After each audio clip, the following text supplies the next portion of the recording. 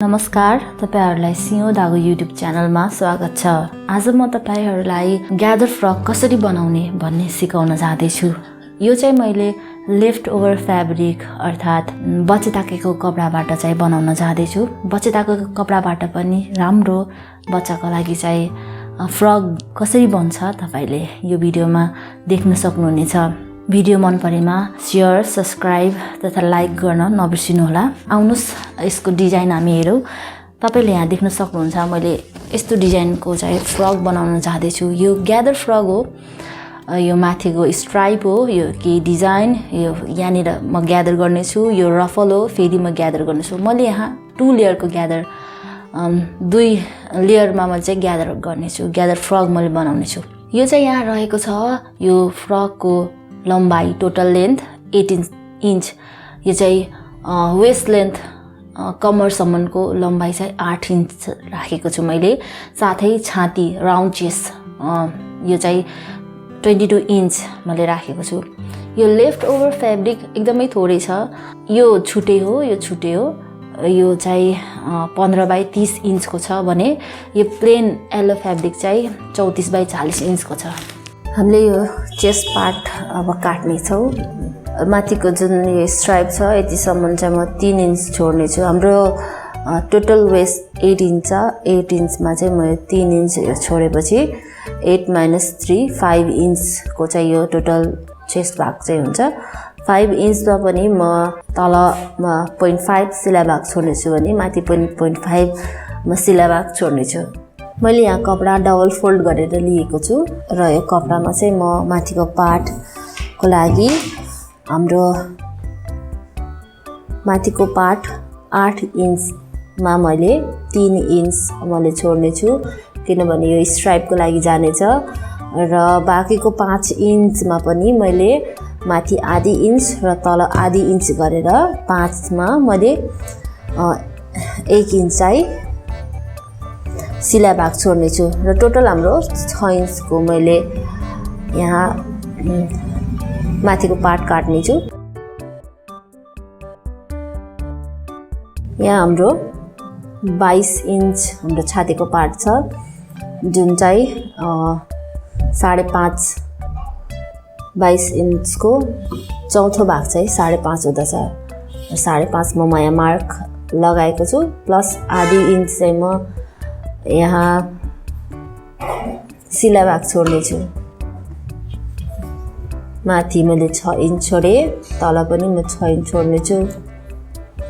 हामीले जहिले पनि छातीको पार्ट डबल फोल्ड गरेर काट्ने बेलामा त्यसको 1/4 भाग लिनुपर्छ। मैले यहाँबाट 1 इन्च मैले अझै आर्महोलको लागि काट्ने छु। मैले यहाँ छातीको पार्टको लागि चाहिँ 4 इन्च जति मैले यहाँ छोड्छु। 4 इन्च जतिमा मार्क लगाएपछि यो चाहिँ मैले कर्भ गर्ने छु जुन चाहिँ आर्महोलको लागि हुनेछ। मैले अझै यसलाई अझै डिप गर्ने छु ताकि यो राम्रो देखियोस्।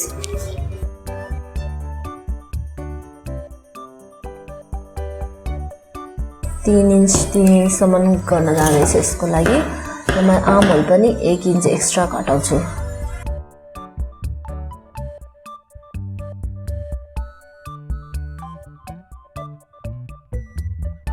मैले यहाँ 2 लेयरको ग्यादर फ्रक बनाउन लागेको छु माथि र तल।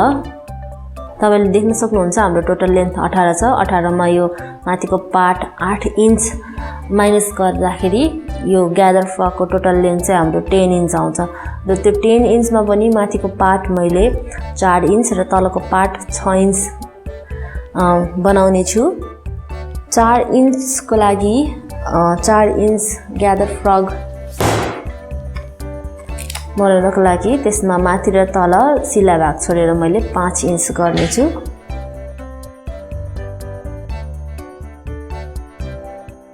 त्यसैगरी यो पार्टको लागि जुन चाहिँ हाम्रो 6 इन्च छ त्यसमा पनि मैले सिला भाग एड गरेर मैले काट्ने छु।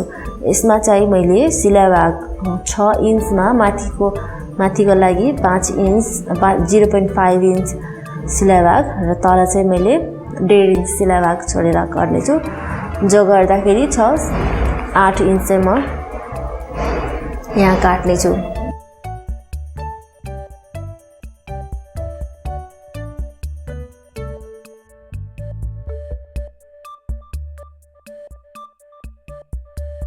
लेयरको लागि ग्यादर फ्रक बनाउँदाखेरि ग्यादर फ्रक लेयरिङ गर्दाखेरि चाहिँ जहिले पनि माथिको भन्दा तलको भाग चाहिँ अझै बढी फ्याब्रिक राख्नुपर्छ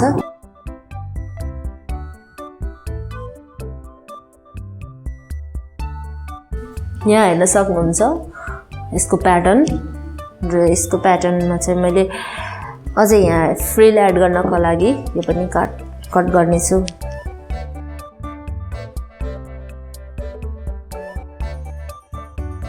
यहाँ म यो टप पार्टको डिजाइनिङको लागि मैले यहाँ 8 इन्चेस लेन्थमा यहाँ कट गर्ने छु र फोल्ड गरेर चाहिँ म यहाँ 2 इन्च फोल्ड गरेर 8 इन्चको लम्बाइमा यहाँ म दुईटा यस्तो काट्ने छु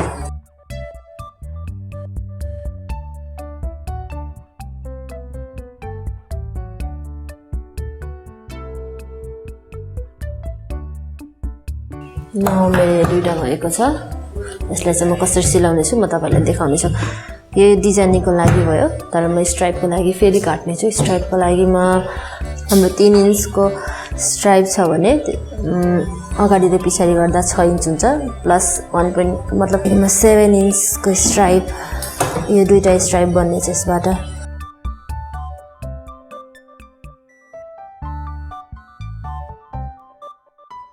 यहाँ देख्न सक्नुहुन्छ पुरा प्याटर्न चाहिँ हाम्रो यस्तो छ यो माथिको स्ट्राइप यसलाई म दुई भाग गर्ने छु यो डिजाइनिङको लागि दुईटा लेयर त्यसपछि यो माथिको भाग यो माथिको ग्यादरको भाग यो तलको ग्यादरको भाग र यो रफलको लागि मैले लिएको छु र आउनुस् हामी यसलाई सिलाउन सिकौं यो मैले स्ट्राइपको लागि राखेको कपडा जसलाई म दुई भाग गर्छु र यसलाई मैले साइडबाट म सिलाइदिन्छु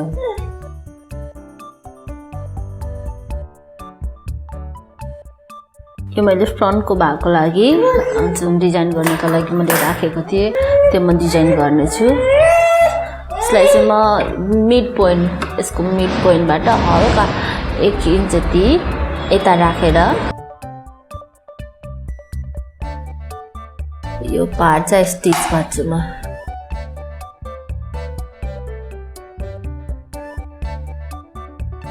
जसरी मैले यो भाग गरेको छु त्यसरी म नेक्स्ट अर्को भाग पनि गर्छु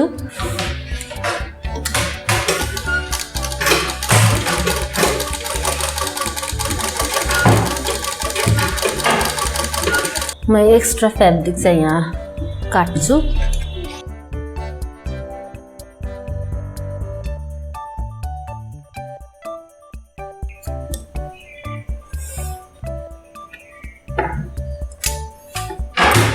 यो चाहिँ हाम्रो यसरी डिजाइन आउने छ मैले चाहिँ यहाँ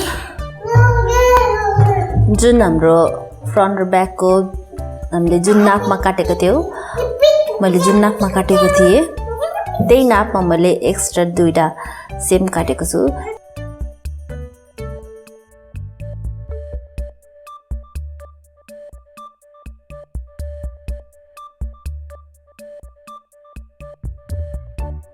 अब यो भागमा चाहिँ म स्ट्राइप राख्न चाहन्छु यहाँ सिलाको यहाँनिर सिलाको स्ट्राइप को भागमा यो सिलाइ भाग पछाडी पार्ने गरेर म गर्छु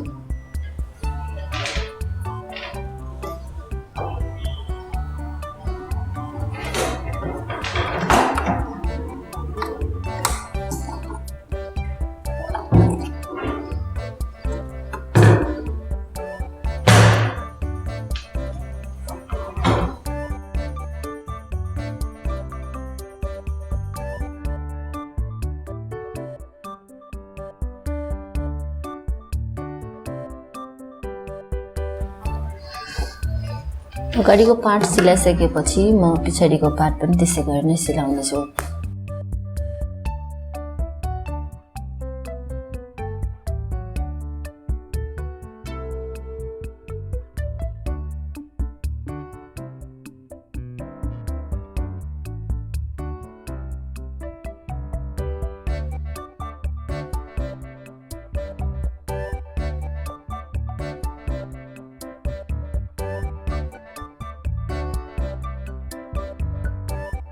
यो हाम्रो अगाडिको र पछाडिको पार्ट बनेको छ।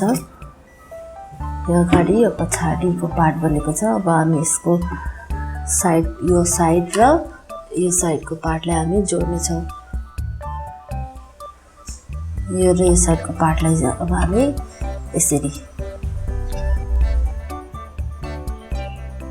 यो पार्टमा यस्तो गराएर बीचमा सेन्टरमा राखेर जोड्ने।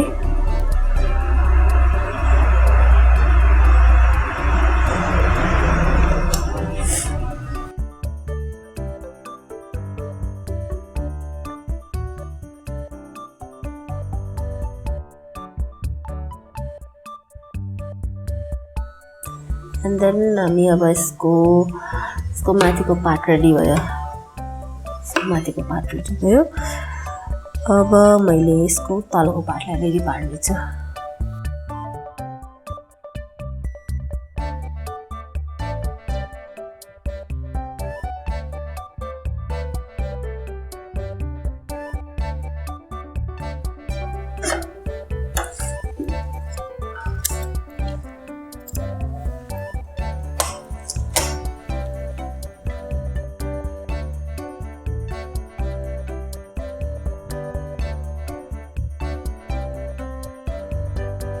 मैले यसलाई सिलाइसकेँ। अब मैले हल्का यसलाई ट्रिमिङ गर्नेछु। हल्का थोरै थोरै काट्नेछु ताकि यो बराबर मिलोस्।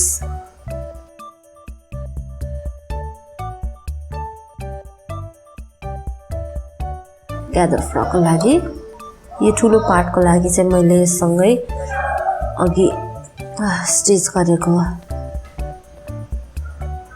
यो डटवाला भाग स्टिच गर्नेछु।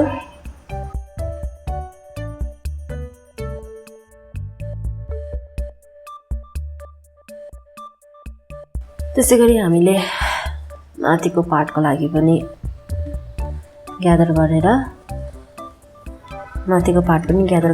राख्नुपर्छ। त्यसको लागि म फेरि माथिको पार्ट पनि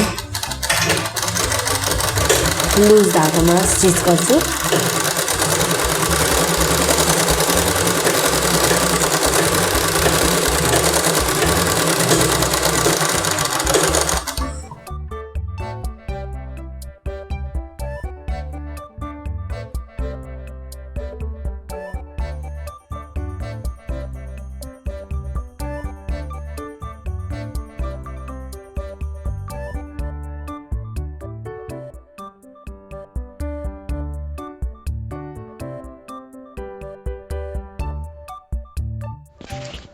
मैले यहाँ तलको र माथिको लेयरलाई चाहिँ एकसाथ जोडिसकेको छु र मैले यहाँ अब साइडको पार्टलाई चाहिँ साइडमा चाहिँ म यहाँ जोड्दैछु।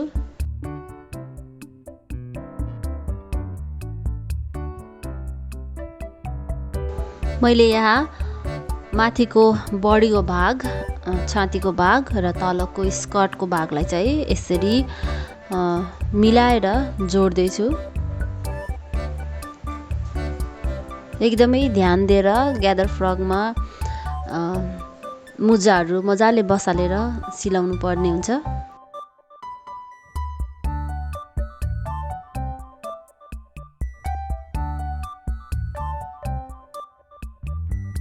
हेर्नुहोस्, हाम्रो 18 महिनाको बच्चाको लागि ग्यादर फ्रक र यो फ्रिलसितको रेडी भएको छ। यसलाई हामी अब लास्टमा भनेको हामीले यसलाई यो तलको भागलाई चाहिँ अब फोल्ड गरेर सिलाउँछु। यसलाई मैले फोल्ड गरेर सिलाउने छु।